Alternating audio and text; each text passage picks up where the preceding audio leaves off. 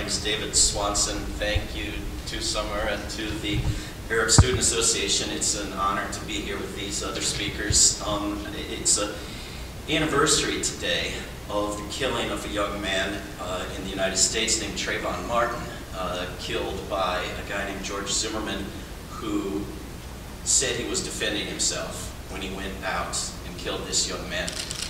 This is essentially our foreign policy. Barack Obama is a global George Zimmerman.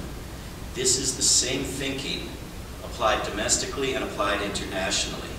We have a president who on Tuesdays goes through a list of men, women, and children, picks which ones to have murdered, and has them murdered.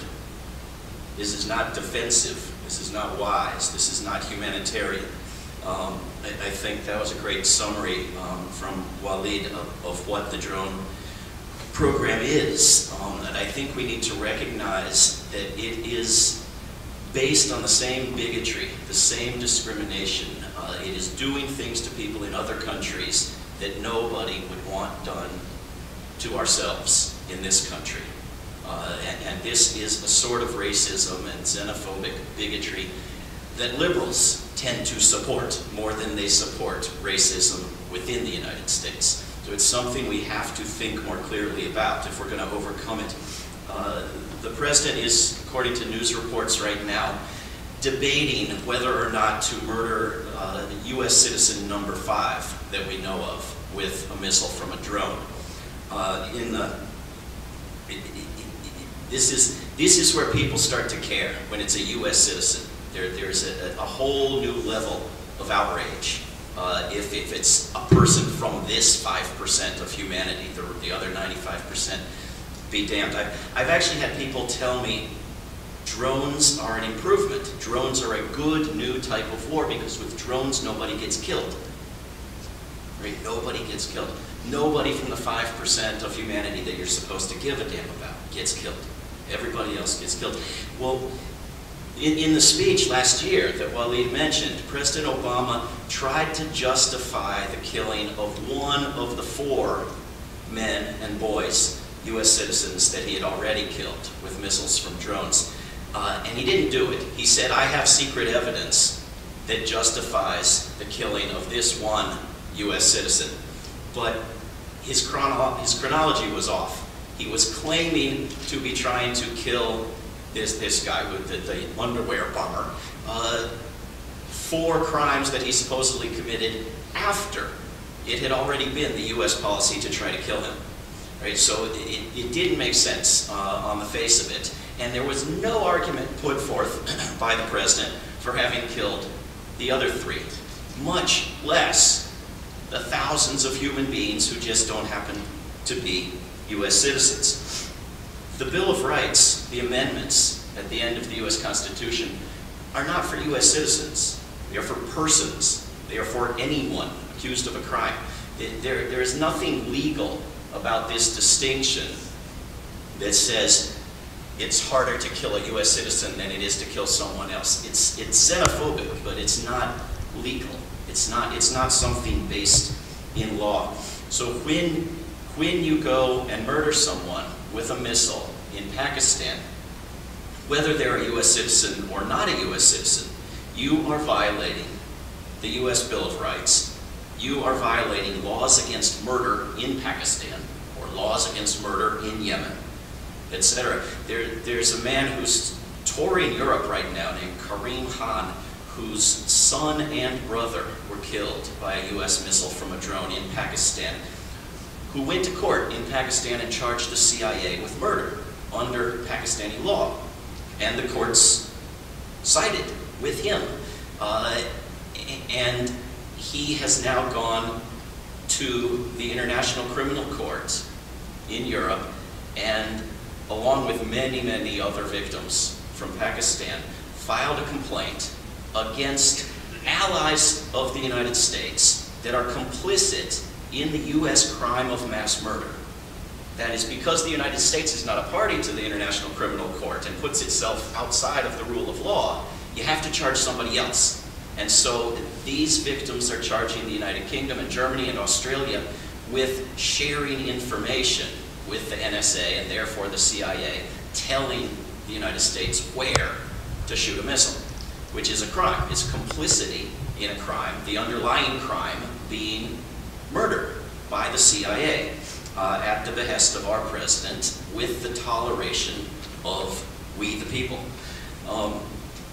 So the morality of this is one thing, which seems crystal clear to me, the immorality of killing people as a regular policy, sitting down on Tuesdays and going through names and killing people. But the legality ought to be a lot clearer, a lot less murky than we imagine it is in this country. Some people who do recognize that murdering non-US citizens is a legal problem as well still make a distinction between civilians and militants, which we would not make if these flying robots of death were hovering over VCU. We would not be making this stark distinction between the people who fight back and the people who don't. Or rather, the people who are taking part in some local skirmish on the side opposed by the far off and not threatened in the least United States. We would be viewing people as human beings. But Western lawyers like to make a lot of distinctions. So you have this distinction between US and non-US, civilian and militant. Was the strike proportionate? Proportionate to what? That there's no other side in this war. It's a one-sided war. Was it targeted appropriately? Was it well-intended? Right? So you have to know the thinking of the president and of the director of the CIA.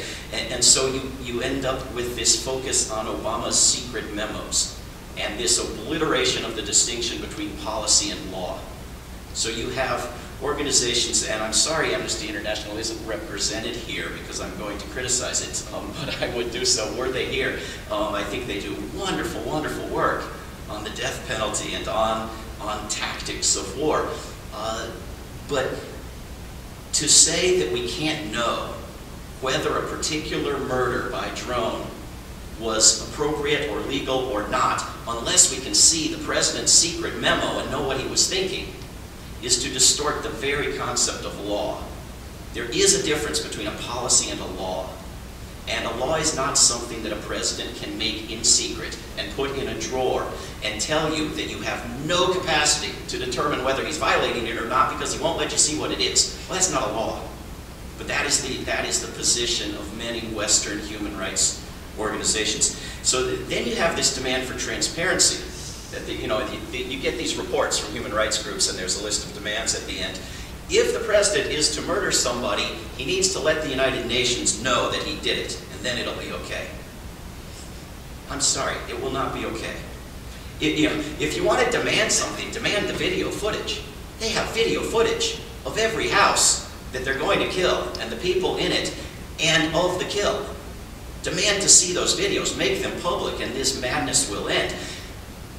But that sort of transparency won't make it okay. It will just expose the immorality of it. So let's have the videos. But if you want to have morality, if you want to have the rule of law, if you want to have a policy that doesn't defeat itself, then you stop murdering people.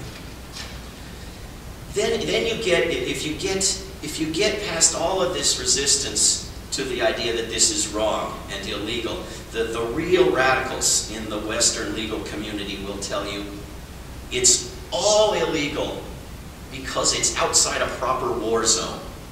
You can kill anybody you want in Afghanistan, but once you start killing people in Pakistan, well, that's bad. Right? The good murders are within Afghanistan's borders because it's a proper war zone. The bad murders are anywhere else outside of that proper war zone. You have to understand the history of the legality of war. Up through World War I, war was legal. In the 1920s, it became thought of as illegal. The Kellogg-Briand Pact of 1928, which is still on the books, 85 nations are party to it, makes war illegal. And you had prosecutions under it after World War II, very partial and one-sided. Then you get the UN Charter, which was widely understood as making war still illegal, but with exceptions, which were not supposed to be stretched to obliterate the rule, but have been. And so we now have this division between people who recognize there's a problem with war itself and people who want to civilize war and do away with the bad bits of war, which is very, very difficult, in fact, impossible to do. And so you get these confused discussions between understanding that war is murder on a larger scale and trying to make war fit into the Geneva Conventions and a civilized foreign policy. And it confuses a lot of people. People look at the mass killing and say, why can't we torture people a little bit? But murder is the only crime that war is supposed to legalize. And only when it's done on a large enough scale. Which is, you know, under the laws of war, you're not supposed to be allowed to rape or pillage or cheat on your taxes or anything else, just murder, right? But under a better understanding of law, much less morality, you're not allowed to murder either. And this is the view of the courts in Pakistan, which say that this is illegal. This is the view of the Yemeni National Dialogue. This is the view of numerous nations who have said as much at the United Nations, of human rights groups outside the Western world, like Al-Karama, and like the human rights group Reprieve in the United Kingdom. This is all illegal. And a coalition that I've helped form at banweaponizeddrones.org of hundreds of organizations and almost 100,000 individuals want to ban weaponized drones, not have them used properly, but see them banned. There's another coalition in Europe, even bigger, that wants to ban weaponized and surveillance drones, which I, of course, agree with. The European Parliament is about to vote on a resolution condemning assistance in these U.S. crimes by European nations. And a lot of the legal case for not banning weaponized drones is the imagined theoretical idea that drones are surgical and precise and discreet. You can ban poison gas because it doesn't discriminate between good people and bad people. It wipes out everybody. But a drone is targeted. Well, the trauma of buzzing drones over people's homes does not discriminate any more than poison gas. And if you look at the actual use of drones to kill, it is as indiscriminate as poison gas. Some 2% of the victims are the so-called serious targets, the high-level enemies of the United States.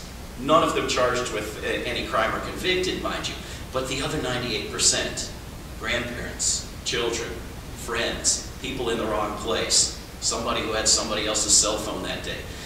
So in practice, even by the understanding of Western lawyers, drone kills are as illegal and unacceptable as other banned weapons, and they should be banned. So take over your local Amnesty International chapter. Make it oppose war. I've had public debates with people from Amnesty International and other human rights groups who say, we will not recognize the UN Charter. We will not recognize that war is illegal. We will deal with the tactics within war, the specifics within war. Well, there's a problem with that. There's a report by a UN rapporteur, happens to be a law partner of Tony Blair's wife, who argues that, and quite persuasively, that drones are making war the norm rather than the exception to the rule. And he accepts that. That's okay with him. He wants all this information on each particular strike. Was it proportionate? Was it well targeted? Was it well intended? All of which ultimately is going to be on the say-so of the government firing the missile, right? All of which is not empirically measurable. But recognizes the United Nations, created to ban war, recognizes that a new type of war is being made the norm. Well, this is the danger if we don't stand up to this, if we don't resist this trend. The false idea is that it's a cheaper, easier, more humanitarian type of war. Well, first of all, it's a false choice. We didn't choose between a ground war in Pakistan and a drone war